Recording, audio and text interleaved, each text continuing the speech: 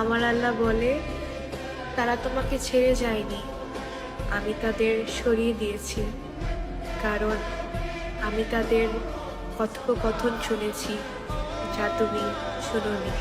Hello, আসসালামু আলাইকুম everyone, hope you all are doing well. কিছু মানুষ জীবন থেকে চলে যাওয়াটাই বেটার, কারণ হচ্ছে যেই মানুষগুলো আপনার সামনে ভালো থেকে আপনার পিছনে আপনার বদনাম করে, সামনে আপনাকে দেখাবে যে আপনাকে খুব ভালোবাসছে বা খুব আপনার কেয়ার করছে, কিন্তু পেছন থেকে সে আপনাকে ছুরি মারবে। তো এই ধরনের মানুষগুলো জীবনে না থাকাটাই ভালো আমি মনে করি। ভাই, এই অনলাইন জগতে না আসলে আমি বুঝতেই পারতাম না যে আমার এত পরিমাণ শত্রু। তোমাদের কে বলে আমার ভিডিও দেখার জন্য 24টা ঘন্টা সিসি ক্যামেরার মতো আমার চ্যানেলের দিকে চোখ দিয়ে রাখো যে আমি কি আপলোড করলাম, কখন কি আপলোড করলাম, সেটা নিয়ে সমালোচনা করব, সেটা আরো 10 জনকে বলবো?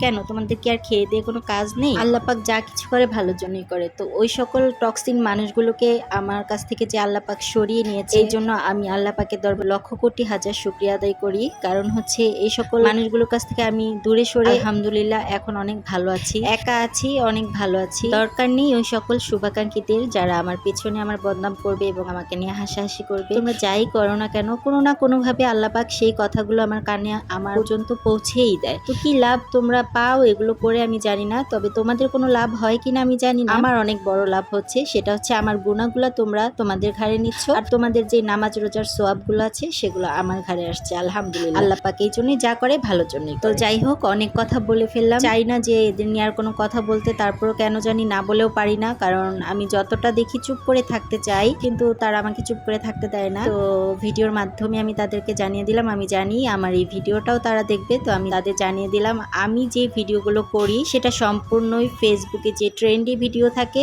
সেগুলোকে আমি কপি করে ভিডিওগুলো বানাই। এগুলো কখনো কাউকে উদ্দেশ্য করে বানানো না। এখন এগুলো হচ্ছে যদি তোমাদের জীবনের সাথে মিলে যায় বা তোমাদের কার্যকর্মের সাথে মিলে যায়, সেটা তো আর আমার দোষ না, সেটা তো হচ্ছে তোমাদের কর্মের দোষ, তাই না? যদি তোমরা মনে করে থাকো এই জিনিসটা তোমার সাথে মিলে যাচ্ছে, তার মানে সেটা তোমার কর্মের দোষ। আচ্ছা, যাই হোক, তো এখানে দেখতে পাচ্ছেন যে উনি একটা বড় বল মাছ এনেছিল। তো সেই বল মাছটা আমি আনার সাথে সাথেই এটা ভালো করে কিন্তু আমি ওই যে থালা বাসন মাজার যেই সোবার আছে না, একটু রড জাতীয়, ওটা দিয়ে আমি ভালো করে পরিষ্কার করে নিয়েছি যতটুকু পেরেছি, বাকিটা আর ওঠেনি কালো দাগগুলো। তারপরে এটা আমি এই যে কেটে ভালো করে কেটে নিচ্ছি সুন্দর করে। আমার সবসময় বড় মাছ কাটতে ভালো লাগে, আর ছোট মাছ কাটতে আমি অতটা পছন্দ করি না। তো এই তো আমি বল মাছটা সুন্দর করে কেটে নিচ্ছি পিস পিস করে। তো এটা আমি কেটে ভালো করে ধুয়ে তারপর যতটুকু রান্নার জন্য দরকার অতটুকু আমি ভেজে নিচ্ছি ভালো করে। তো এখানে আবার আমি একটা কড়াইয়ের মধ্যে পেঁয়াজ দিয়ে দিলাম। তো পেঁয়াজটা আমি তেলে ভালো করে ভেজে নিচ্ছি। পেঁয়াজটা বাদামি কালার হলে আমি এখানে মাছের জন্য মশলাপাতি সব রেডি করে রেখেছি, সেই মশলাগুলো দিয়ে দেব। এর মধ্যে আমি হলুদের গুঁড়ো, মরিচের গুঁড়ো, আদা বাটা, রসুন বাটা, জিরা বাটা আর হচ্ছে একটু ধনিয়ার গুঁড়ো একসাথে দিয়ে একটু পানি দিয়ে ভালো করে কষিয়ে নিচ্ছি। এটা হচ্ছে আমি গরুর মাংসের মতো ভুনা করব, আর আমি রান্নাটা করছিলাম লাইভে। তো এই তো আমার রান্না প্রায় কমপ্লিট, কাছাকাছি। আমি এক চুলায় আবার ভাতও বসিয়ে দিয়েছি।